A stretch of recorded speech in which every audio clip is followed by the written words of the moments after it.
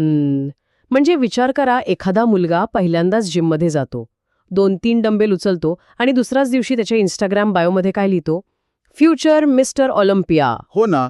आणि मग तिथे लगेच खाली कमेंट्समध्ये एका प्रसिद्ध मराठी म्हणीचा पाऊस पडतो, लहान तोंडी मोठा घास. अगदी बरोबर.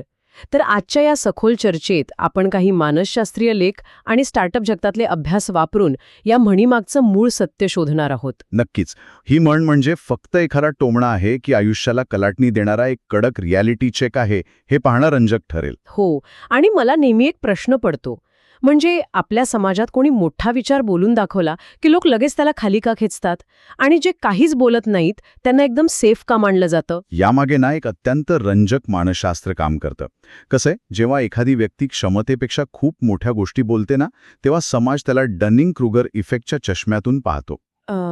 डनिंग क्रुगर इफेक्ट म्हणजे नक्की काय? म्हणजे असं की ज्यांना एखाद्या विषयाचं ज्ञान सर्वात कमी असतं त्यांचाच आत्मविश्वास सर्वात जास्त असतो. त्यामुळे समाज असे हवेतले गप्पा मारणाऱ्यांना जमिनीवर आणण्याचा प्रयत्न करतो. अरे बापरे. पण कॉर्पोरेट जगात किंवा सिलिकॉन व्हॅलीमध्ये ते fake it till you make it, म्हणजेच यश मिळेपर्यंत सोंग करा हा मंत्र खूप चालतो ना? हो, चालतो. पण एखाद्या नवीन कर्मचाऱ्याने मी एक दिवस या कंपनीचा सीईओ बनेन असं म्हणणं हे महत्वाकांक्षेचं लक्षण नाही का? जर मोठं बोलण्यावर बंदी असेल तर मग मोठी स्वप्न पाहणंच सोडून द्यायचं का? आहे ना, स्वप्न पाहणं अजिबात चुकीचं नाहीये. पण fake it till you make इटचा अर्थ नुसता खोटा आत्मविश्वास दाखवणे असा होत नाही. तिथे पार्श्वभूमीवर कठोर मेहनत सुरू असते. म्हणजे नुसतं गप्पा नाहीत. अगदी बरोबर.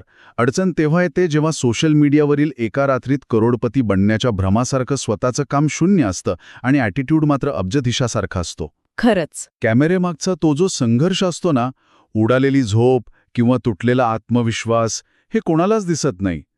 लोकांना फक्त ते झटपट यश हवं असतं. म्हणजे क्षमता नसताना फक्त मार्केटिंग केल्यासारखं झालं हे. जसं एखादा नवीन स्टार्टअप सुरू होतो आणि कोणतंही ॲप किंवा प्रॉडक्ट तयार नसताना ते थेट आम्ही गुगलला संपवणार असं म्हणतात. हो, आणि शेवटी ते फेल होतात, कारण त्यांच्याकडे ना तंत्रज्ञान असताना तशी टीम असते. हो ना. हे अत्यंत समर्पक उदाहरण आहे. इथेच एका अत्यंत महत्त्वाच्या गोष्टीची म्हणजेच स्मार्ट निर्णय प्रक्रियेची खरी गरज भासते.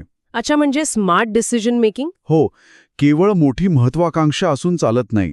महत्वाकांक्षा आणि त्यासाठी लागणारी ती जी शांत आणि सातत्यपूर्ण कृती असते ना, त्यांची योग्य सांगड घालता आली पाहिजे. बरोबर. पण क्षमता कशी तयार होते? तर ध्येय मोठं ठेवून आणि रोज छोट्या छोट्या कृतींमधून स्वतःला सिद्ध करून. आपण जर इतिहासात डोकावून पाहिलं तर हेच सूत्र दिसतं. म्हणजे छत्रपती शिवाजी महाराजांसारखं? अगदी बरोबर. छत्रपती शिवाजी महाराजांनी स्वराज्य निर्मितीचं स्वप्न पाहिलं, पण ते फक्त बोलत राहिले नाहीत. त्यांनी गनिमी कावा किंवा गडकिल्ले बांधणी अशी प्रचंड तयारी आधी केली.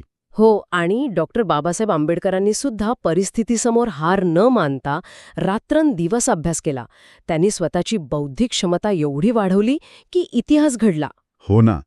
यातून एक गोष्ट स्पष्ट होतीये की यश हे कधीच आवाज करत नाही, ते फक्त रिझल्ट दाखवतं. म्हणजे जेव्हा क्षमतेअभावी माणूस मोठं बोलतो तेव्हा लोक हसतात, पण जेव्हा आधी क्षमता तयार करून मग कुणी मोठं बोलतं तेव्हा तेच हसणारे लोक उभं राहून टाळ्या वाजवतात. नक्कीच.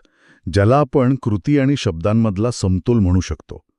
हवेतलं गप्पा मारण्यापेक्षा त्या स्वप्नामागे एक वेळ आणि प्रचंड मेहनत असायला हवी. म्हणजे माणसाची कृती त्याच्या शब्दांपेक्षा नेहमी मोठी असायला हवी. हो, आणि मोठं बोलायच्या आधी मोठं बना, हाच या सगळ्या संशोधनाचा आणि अभ्यासाचा मुख्य गाभा आहे. पण या सर्व विश्लेषणातून जाता जाता एक विचार नक्कीच डोक्यात येतो. कोणता विचार?